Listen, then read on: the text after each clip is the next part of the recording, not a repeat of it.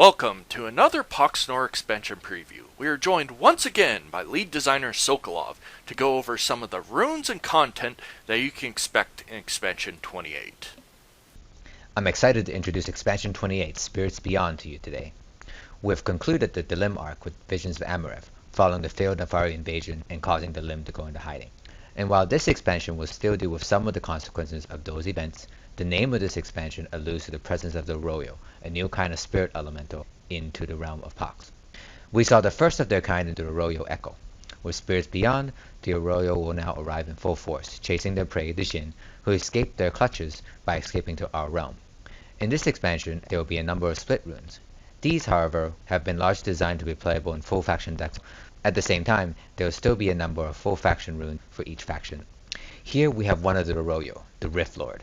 The Arroyo's manifestation to this realm isn't complete, or they would easily overwhelm all opposition here. Their inability to fully manifest limits their power, but also leaves them somewhat mysterious. Where the Arroyo are present, you'll usually find a telltale dead magic zone that signals the veil between worlds. The Rift Lord specializes in summoning additional spirits from his realm through these rifts, although somewhat temporarily, as the spirits must occupy that magic zone or they'll continuously lose HP. Here we have the Arroyo Shade Striker fighting a new Wings champion called the Prismatic Wing. The Wing is an alternative attack specialist, gaining Frost, Fire, and Magic Rain attacks when the sigil is triggered. Another interesting tidbit about the Arroyo is that they have actually made a contract with Sirkin in order to gain access to our realm, but it is not yet fully clear what those terms were. Here we have two Narya Dryads, Underdepths Kafur Forest Vampire Plants. We have the Narya Queen on the left, and the Narya Flame Willow on the right.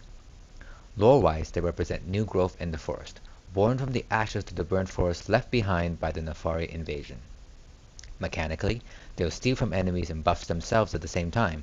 This includes stats as well as abilities. In one case, the Narya will steal damage from the opponent and buff a nearby champion with that same damage. The Narya Queen, in particular, has an ability that watches for these kinds of buffs and doubles them up on herself. In this piece, we have the Valdakk II Needlewing shooting blades of steel at a Farron monk named Leaf on the Wind, an appropriate name given how agile he is at dodging those projectiles. The Valdakk II are probably going to be the most controversial of the split runes in this expansion, as they are Iron Fist Sunderland constructs. Their backstory is that the defensive wall being built by the Iron Fist stronghold stumbled across some ancient Valdakk II cities, discovering that these old constructs were left behind.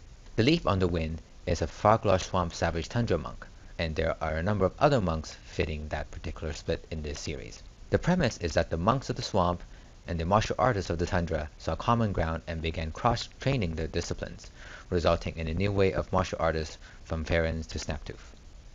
And here we have the Silent Master training and practicing his stances in some ancient ruins. His unique ability will be a boon to both Farron and monk builds alike, as it references both class and race. An alternative to Warcry, this ability triggers a cooldown reduction and an attack chain reset for nearby allies. The fist on the right of this image is Southern Water Discipline, a knockback version of the Northern Wave Discipline. Next we have the Valdakk II again. Here we see two more, along with a player-created rune called the Skizik Banner in the background with the fish there, made by Ultima.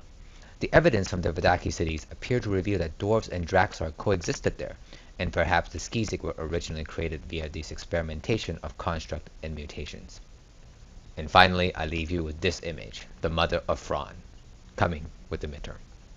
In addition to new content, we'll be rolling out a new map rotation with the expansion as well, along with several concept maps that feature layout types we haven't done before, and also alternative layouts for existing maps. We'll be actively gathering data and feedback on those maps when they launch, so we encourage you to tell us what is working and what isn't on those maps.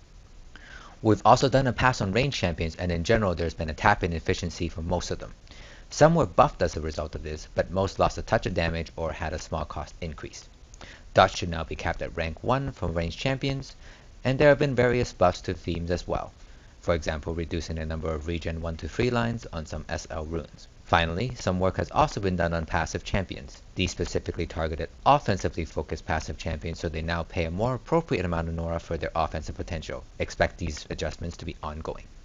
Thank you for watching, and be sure to follow Pox Nora on Facebook and Twitter.